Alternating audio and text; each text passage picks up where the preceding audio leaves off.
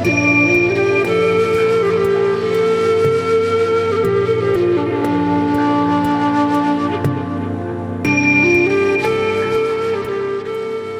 back to the Anxiety Slayer podcast. Today, Ananga and I are discussing the first mistake we make when anxiety strikes and what you can do to calm your mind and get back to living your life.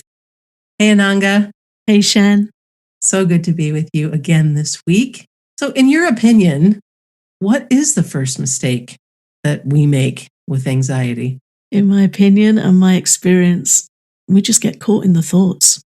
We get caught right up in the thoughts and think we can think our way out. Which is just never the case. No, and it's such an awful, muddling experience that just feeds right back into the anxiety. We take the anxious thoughts seriously, we believe the propaganda, and then we start trying to think around it, and it is just feeding right back in. Yeah, very sticky, you get very stuck in it. And the persistence and the regeneration and the looping around and all of the stuff that we've all experienced is not going to break free. We're not going to be able to break free from that by thinking about it some more. No, and that's what we tend to try and do. Yeah. What we also know is that these thoughts are incredibly resistant to change. They tend to be very stubborn. Anxious thoughts are stubborn, they're hard to shift, and they love to break into our peaceful moments. And if we try to push them away or force ourselves to not think about something that's worrying us, it seems like that anxious thought will often just bounce back with even more energy, more veracity.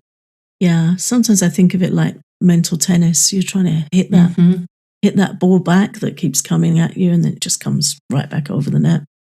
And we've talked about this before, how anxiety has a kind of energy, a crackle in the mind, and these thoughts really are. It's almost like a thunderstorm sometimes, I think, in your head, this crackling energy that comes up. And the more we try and suppress it and push it away, the more it just builds and comes right back at us.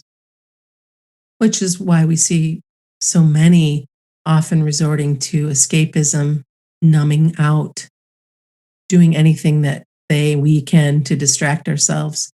But it seems like the anxiety is always there waiting for us, right at the door. Just wait, like, hello. Yeah. Welcome back. Nice try. Yeah, and depending on what we're using to try and numb out or distract, again, that can feed into it. So if we're scrolling or playing video games or doing things that are vata disturbing, increasing that energy that Ayurveda teaches that provokes anxiety, then it's going to be waiting even stronger. And we get so exhausted then. Yeah. When that happens. And it takes a bit of energy and a bit of planning and action to come away from anxiety and come away from anxious thoughts. So when we're distracting ourselves and we're using a fizzy kind of distracted energy to do that, to try and just not think, stop thinking, think about something else, or we talk about trying to get out of our head, but it's all there waiting for us. Yeah. Our thoughts can create anxiety, but they seldom can reverse anxiety. And remembering that and allowing ourselves to do some of the other things that we know to do, the practices that we continue to share and talk about in order to help you get out of that loop and that cycle. Because we can't, as Albert Einstein says, we can't solve problems by using the same kind of thinking that we used to create them. Yeah. And that's definitely what we do with anxiety. We have these very frenetic dialogues that come up and we're trying to make sense of it and trying to stop it. And we start objecting to it, resenting it. Why do I feel like this? I don't like feeling like this. And all of it is a response that increases anxiety. So we need to change it out and we need support to do that. Let's talk about what we can do instead of thinking. Anxiety can be a very painful secret and a very implosive experience where we really can turn in on ourselves and have all this energy and symptoms and thoughts firing off inside us while we're just trying to get through the day, get through our jobs, deal with our personal lives and relationships. And often with anxiety, we feel that we really need to be seen to be coping and to be functional. And there's a lot of intense internal pressure that goes with that when everything's kicking off inside.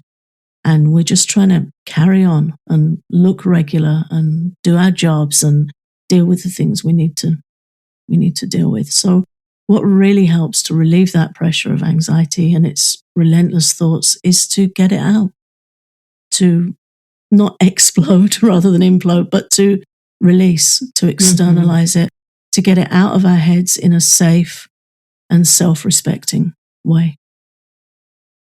And after the break, we'll talk about how you can do that, how you can release anxious thoughts with lots of self-love and care and respect. Now, a word from our sponsor, BetterHelp. Taking care of your mind is more important than you can possibly imagine.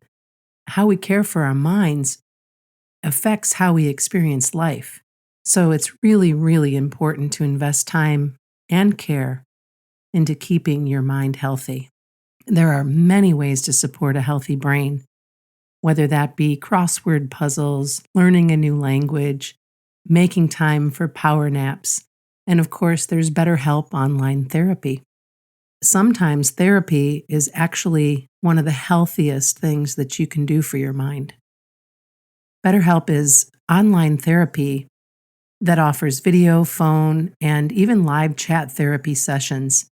It's much more affordable than in-person therapy, and you can get matched with a therapist in under 48 hours. Our listeners get 10% off at betterhelp.com/slayer. That's betterhelp.com/slayer. Let's talk about how to release anxious thoughts. Where do we get started? We start by airing them out where it's safe to do so. It's a really important first step in finding relief is just getting help to get them out. We talk about this a lot, just get them out of your head in a way that feels safe and where you have guidance and help to do that. We need to stop trying to think our way out and start taking action to understand our anxiety, get to know our anxiety and understand it, understand how it works, understand what's provoking it, and then learn how we can release it.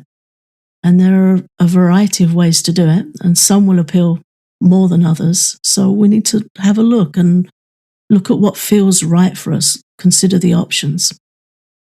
I am so incredibly grateful for my husband on the days where I'm feeling particularly spun, and just being able to share it and release it, and to know that I can do so without judgment and with unconditional love. Mm-hmm. And yet, while I'm so incredibly grateful for his support, or yours, of course, I'm very, very lucky to have a best friend who also has all of these wonderful resources at her fingertips and in her heart. But what I'm getting at is, as much as it's wonderful to have people that you love and trust to talk to, sometimes we need to work with a counselor, like the people at BetterHelp, or work with an anxiety coach like us to get help from someone who's been there and can offer support and techniques to help you calm your anxiety, to just go right to the source and get that help. Yeah, really worth doing. And just to have somebody that understands what you're going through, because when we're trying to think our way out of anxiety, we get more pretzeled up. Sometimes I think of it like a fly stuck in a web. And, there might be one wing stuck, but then as you're trying to wriggle out, you stick a leg and you're back and another wing, and you get more and more stuck. And with anxiety, I really feel that happens in our minds. We get more confused and more helpless sometimes, and feel hopeless sometimes. Yeah. We just get more and more stuck in anxiety's web. And it's really a wonderful thing to be able to go to somebody that gets that and isn't going to judge you.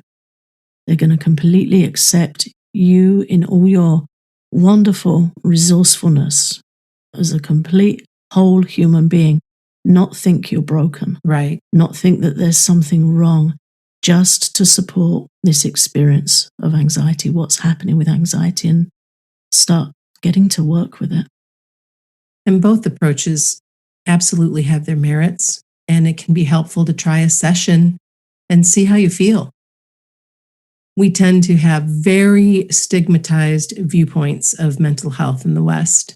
And while it's getting better, we still use terms like disorder rather than the more compassionate response of understanding the cause and effect of disturbance in the mind. Our minds are fragile. We talk about this all the time. Every single human being has a fragile mind. It's just how we handle things. It's how we move through life. Some of us are more sensitive than others. Some of us who are more vata than others might need a little bit of extra help. But let's remember, anxiety is a response. Trauma is a response. It's often a situational reaction or a result of accumulative stress that gets to a tipping point. And so even if we have an anxious nature, it's not a flaw or a disorder. It's a tendency.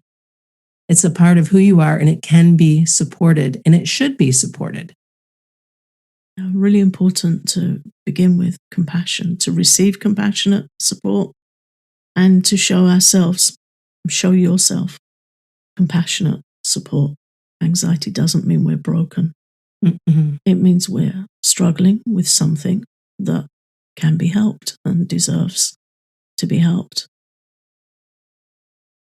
I think the example of a child who is absolutely certain that there's a monster under the bed is a great way to think about it, because that's how anxiety can hold us in a state of fear like that, where, oh my goodness, if you think about it that way, talking to somebody turns the light on, makes things safer, feels safer again. And when we have the opportunity with help to explore our patterns, our anxiety patterns, and what's happening, and discover ways to show up for ourselves, we can absolutely learn how to feel more calm and in control with that kind of support. Yeah, definitely. And again, if you think of a child that's feeling fearful about a monster under the bed, that's a very lonely, often experience. Oh, yeah. When a child can go to a parent and say, Dad, can you check? Mum, can you check? And get that support, it changes everything. But often a child won't feel they can do that. Right. So I remember when I was a kid having a whole thing about a hand coming out under my bed, and I'd tuck myself up in the middle of the bed, so there was no possibility of contacting the edge. And that went on for months. And while you were doing that, I was sticking my foot out just to see if it was going to get grabbed or not. I have no idea, kind of taunting the monster. Different approaches. Yeah, heaven's sakes, right? It's lucky we weren't sharing a room, because if my hand had touched your foot, yeah, right, I'd have been a freak out. Yeah, right. But it's all fear fiction. Yeah, it is. And to the child that's exploring or retreating, it's very, very real. Yeah. And very, very scary. So, we need to shine that light, and we need to voice, we need to speak.